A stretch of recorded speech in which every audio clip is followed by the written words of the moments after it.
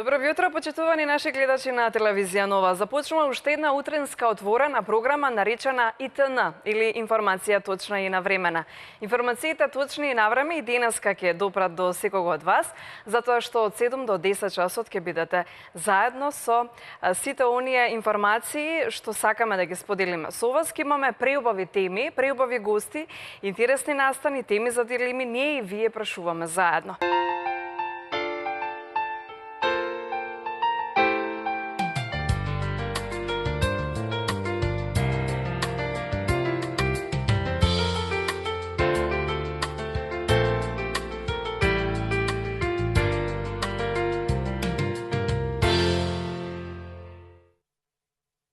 ИТН или информација точно и навреме сака да ви ги презентира оние актуелни настани, но и теми за дилеми кои сакаме ние да прашуваме, но и вие да се вклучите на телефонските броеви доколку имате некое конкретно прашање, зашто да не. Тука се нашите гости за многу интересна тема на муабет, колку тоа современите технологии превземаат чекор и каков замав всушност имаат во секојдневието на младите луѓе, дали се добри, дали се помалку добри, дали се од полза, дали не се. Тука се да ни кажат, најпрвен за дамата, Оливера Рашич-Николовска, дефектолог. Мола?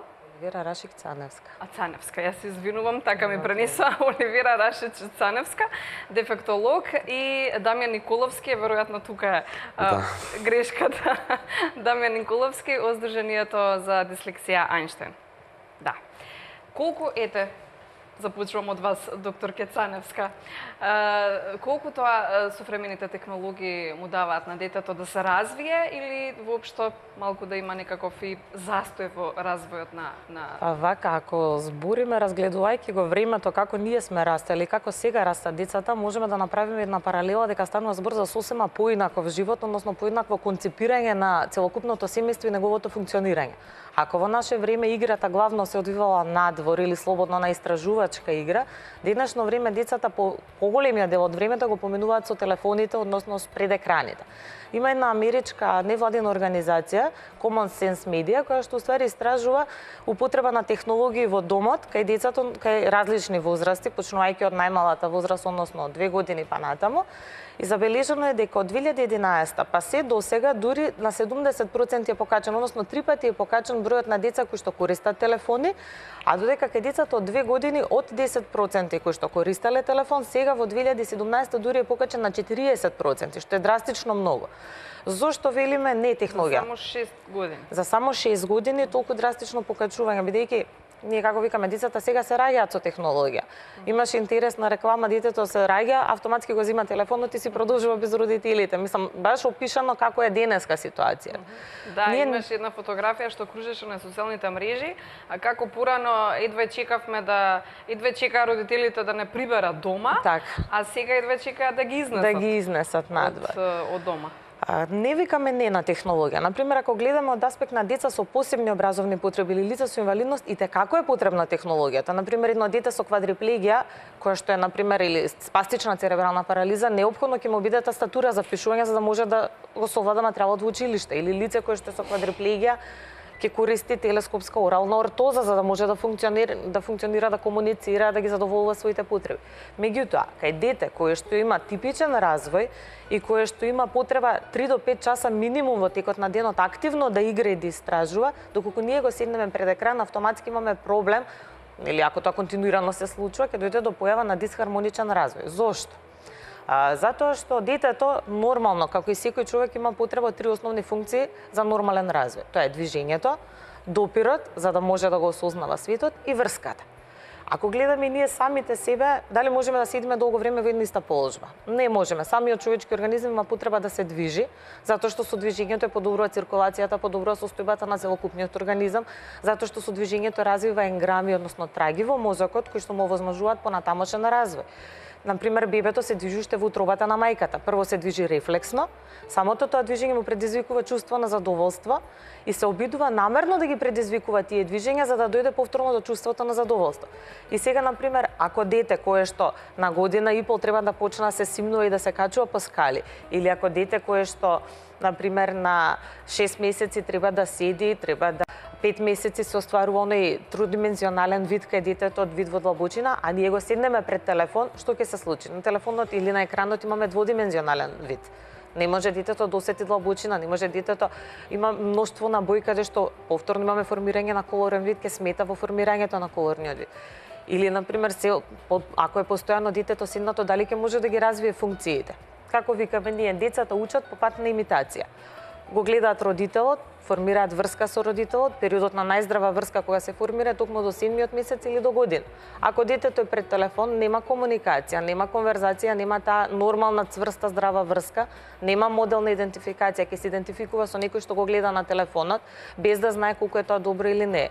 Нема да има модел на движење кој што го стимулира понатамошниот развој на детето, нема да има допир. Основно нешто ние знаеме, ако анализираме растот и развојот на детето, ќе забележиме дека детето прво што прави допира, дали му се лизга површината. Таков начин осознава, да. Осознава, така. Да кажеме малку и за она трибина што имавте вчера. Многу гости имавте, многу нели што беа вклучени во оваа тема, колку современите технологии се добри или не за малите деца.Оздржанието за дислексија Ајнштајн беше организатор, па Дамјан повели. Вака, тоа беше прва јавна трибина за влијанието на современите технологии врз развојот на децата, која што е дел од проектот Криенка versus Таблет. Прв проект од ваков тип во Република Македонија, преку кој што сакаме да подигнеме јавната свест во однос на ова прашање и да подобриме моториката кај децата кои што се вклучени во самиот проект. На трибината имаше доста испротивставени ставови, затоа што не сме ние тие кои што сме против технологијата. Ние сме тие кои што велиме дека треба технологијата умерено да се користи во едукативни цели. Затоа имаше испротивставени ставови, од една страна колку е важна технологијата, од друга страна како истата влијае врз психомоторниот развој кај децата, врз развојот на говорот и јазикот. Мислам дека поминавме одлично, за почеток пак ќе кажам Дури веднаш коментарите беа кога повторна дебата. Да, значи луѓето бараат бидејќи беше малку терминот погрешен, не можеше доволен број на родители да дојдат. Се надевам дека набрзо ќе има повторно едно такво случување бидејќи темата е интересна и навистина важна, воедно многу актуелна во овој период, затоа што јас би кажал развојот на таа современа технологија започната пред неколку години. И мислам дека допрва ќе се чувствуваат последиците од влијанието на технологијата, затоа што смарт телефоните се измислени и достапни од пред неколку години. Секојдневно е се почесто сликата на децата, како што кажа професорката, особено бебињата кои што се нонстоп со таблетот или телефонот во рака, како што кажав, мислам дека последиците допрва ќе. Кои беа најчестите излагања на оваа дебата? Се согласивте ли во нешто? Дефинитивно. Рековте имавте спротивставени мислења? Дефинитивно. За и против, веројатно. Да. Јас ќе го кажам моето лично мислење. Јас мислам, како што кажа една од професорките на трибината, треба да се најде златната средина, колку е оптималното време да се користи таа технологија. Сите сме свесни дека на некој начин сме зависни од технологијата, сите сме со телефоните во рака, меѓутоа најголемата штета имаат децата. Треба да се определи точното време колку едно дете би требало и е нормално да го поминува времето пред било каков екран, затоа што свесни сме сите дека она игра помеѓу децата, она истражување надвор од домот, на улиците, детскиот жагор по улиците, се помалце и помалце се слуша и применува, што е навистина загрижувачки. Колку се смарт телефоните, навистина смарт телефони, со оглед на тоа што и човекот ги измислил тие паметни телефони, колку се попаметни од човекот? Смарт телефони или смарт уреди? Интересно прашање, затоа што никој не е толку паметен колку човекот, немаме директна комуникација, пак ќе кажам. Смарт телефоните да можеме да ги користиме, ние како дефектолози. Заборавивме да си кажуваме работи во очи. Точно така. Детето, например, ако го анализираме, ќе забележиме дека колку повеќе е пред екран, толку повеќе се затвара во себе, толку повеќе заборава да комуницира. Основниот начин на соработка и на функционирање во животот. Никој сам не е успеал. Ако ги анализираме и младите адолесцентите, ќе забележиме дека да, на Facebook или на социјалните мрежи ќе седнат, ќе изнакажат се, меѓутоа кога ќе седнат на кафе, никој не разговара. Сите седат со телефоните. Добро е да се користи технологија, пак ќе кажам, ние како дефектолози технологијата многу ни е потребна. за работи за постигнување на повисоки цели. Не само кај децата кои што се со пречки во развој, туку и кај децата кои што се родени на пример со фактор на ризик. За да ги стимулираме, ние користиме технологија, меѓутоа како што кажа Дамјан, мора да внимаваме колку време се користи таа технологија. Според светски истражувања, на пример, оптимално кај деца, меѓутоа над 3-та година или условно кажано од појава на говорот или развојот на јазичните способности, тогаш дури да се применува смарт технологија, односно телефони, екрани, таблети така натаму, со тоа што би било оптимално да е 8 часа неделно. А кај нас, за жал, дури се случува некои 8 часа дневно да е пред екран, без разлика кој вид на технологија употребува. Сакате да ми кажете дека под 3 годишна возраст децата се веќе на таблети, на телефони? За жал, да. За жал, да. Статистиката, како што ја спомнав, покажува дека дури 40% од децата под 3 годишна возраст.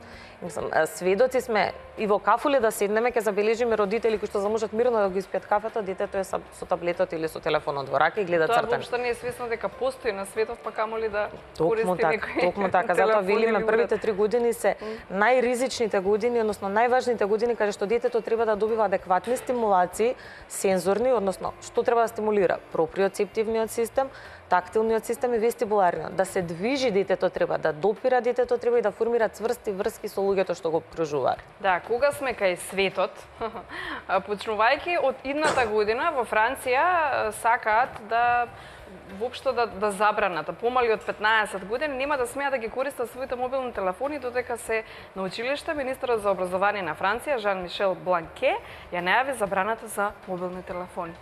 Мислење околу ова?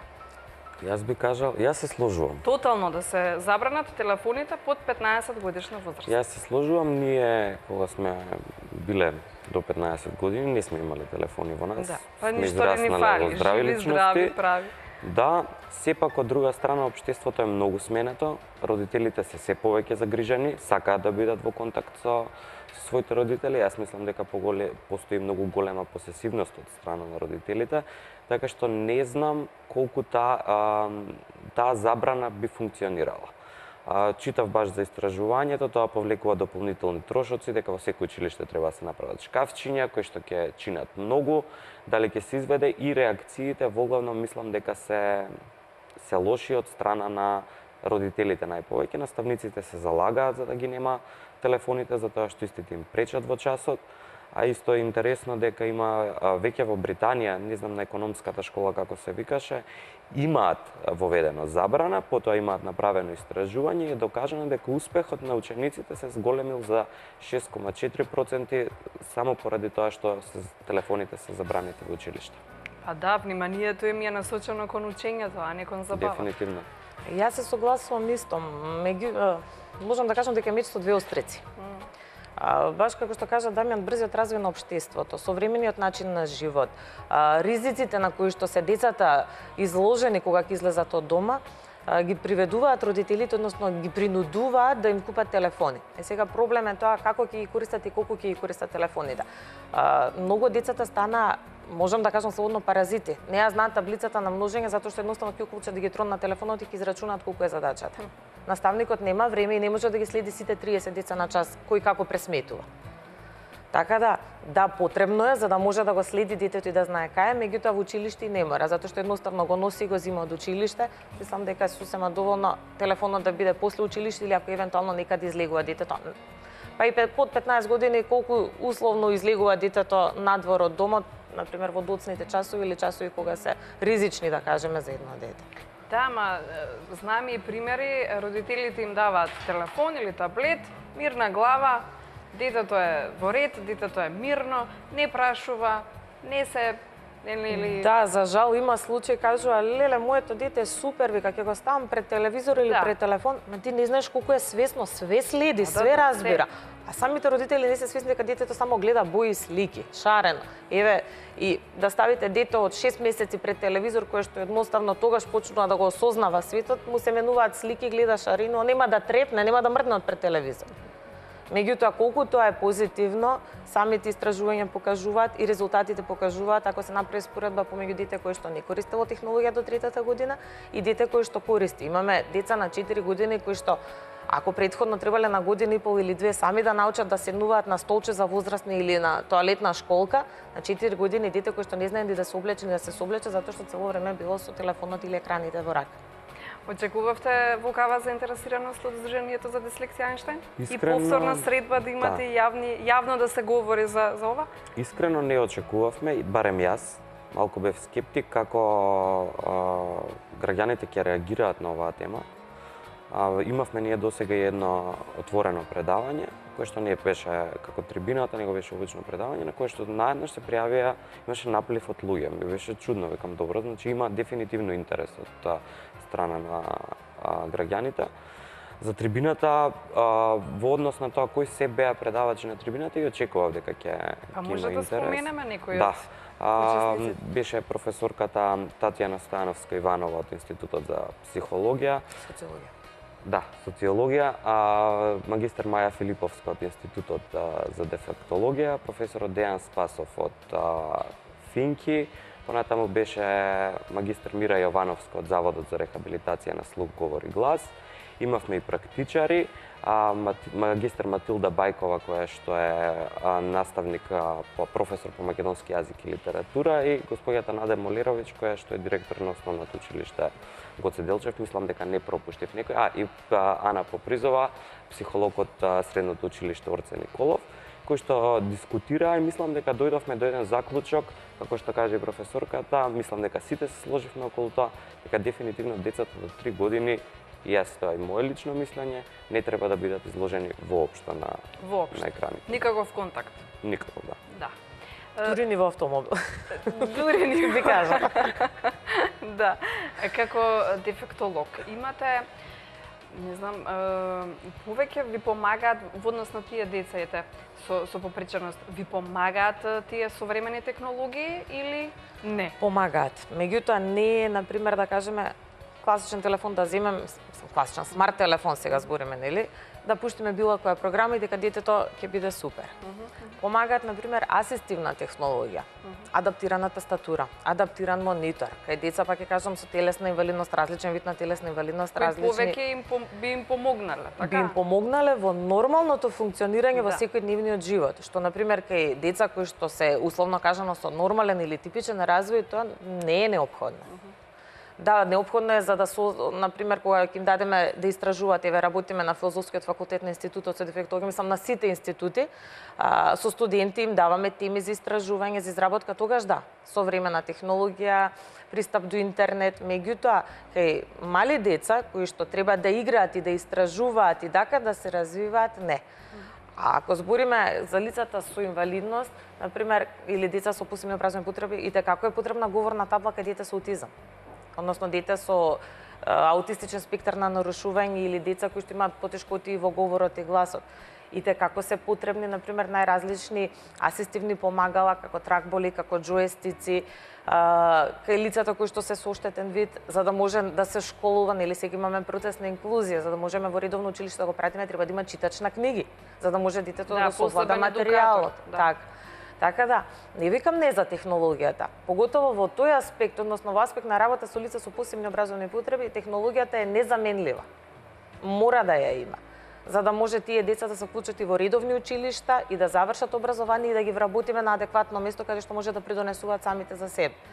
Меѓутоа, за децата кои што се во развој и кои што не имаат никакви пречки да функционираат најнормално, не ни е потребно нас како родители да седнеме 5 минути да спиеме кафе или да ги завршиме обврските дома, а детето да го смириме со давање на телефон или седнување пред телевизор. Подобро е да го изнесеме надвор, да го оставиме да скока и да рипа, да се измори, едноставно многу поголема услуга ќе му направиме отколку што ќе го седнеме и ќе го смириме. Знаете како велат, подрагоцено време од слободното време поминато со најсаканите е бесценно. Точно така. Да.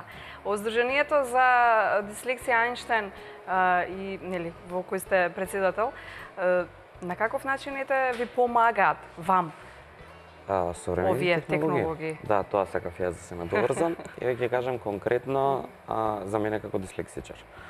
Да, технологијата ми помага многу, особено при пишување. Тоа веројатно не е нека асистивна технологија, меѓутоа е алатка која што помага, особено спел чекерот на Word. затоа што кога пишувам не си ги приметувам грешките, среќа тука е спел чекерот кој што ќе го подвлече зборот со црвено, па можам да го приметам. Сум приметил дека дечињата со дислексија, затоа што имаат проблем со пишувањето, го користат voice search-от на Google и пронаоѓаат се што им треба, ете тоа е една корисна работа. Од друга страна, за жал во Македонија асистивната технологија за луѓето со дислексија е многу малку достапна. Во светот има смарт пенкала со кое што може да се помине преку текстот и на слушалка текстот да ти биде прочитан, затоа што, како што кажав и минатиот пат, дислексичарите имаат проблем со читањето. Да, аудитивниот дел има појака страна. Сега, како што каже професорката, нож со две острици. Од друга страна, ќе го кажам уште еден мој личен пример. Јас сум човек кој што има фотографска меморија. Цел живот сум мислел дека јас одлично се снаоѓам во просторот. Тоа е така затоа што сум се снаоѓал на место на кое што еднаш сум бил и сум запамтувал. Како почна GPS уредите и мапите, се раководам според мапите. Јас, ако немам мапа со мене, не можам да се снајдам, затоа што ја следам мапата, не памтам фотографски, тоа ми се случи на едно патување во Франкфурт, каде што кога би немал мапа и би се снаоѓал сам, сигурен бев дека ќе се вратам, ќе дојдам на местото каде што треба, ми се испразни телефонот и јас се изгубив 4 часа, не можев да се снајдам во еден град. И тоа е таа од друга страна и негативна работа, која што порано сите сме читале на мапи, сме знаеле да се снаоѓаме на мапи, а сега тука ни е GPS-от и се ослонуваме сите, ние зборувам не само, ова не е само за децата, ова е повеќе за возрастните, се ослонуваме премногу на таа технологија што не секогаш е добра. Некогаш е добра, некогаш е лоша. Токму така. Да, во овој случај е добра, но па видете од позитивната страна, можеби ќе истражите некој друг град и идејќи на кај Франкфурт. Може. Да. Во однос на ова, ајде малку да конкретизираме. Како професор и дефектолог имате можност да бидете секојдневно со децата со попричаност. Во кој период мислите дека би било најдобро да се користат овие современи технологии, а кога да престанат и да бидат вистински деца? Во кој период? Имаше вчера интересна дискусија на трибината. Една од говорничките кажа дека децата... Колкав и колку? Ќе се надоврзам ќе одговорам на прашањето. Значи, една од говорничките кажа што најдена позитивна критика кај аудиториумот дека децата и внуците поточно ги ограничувале да користат телефони или да бидат пред екрани само за викенд. Тоа не значи цел викенд.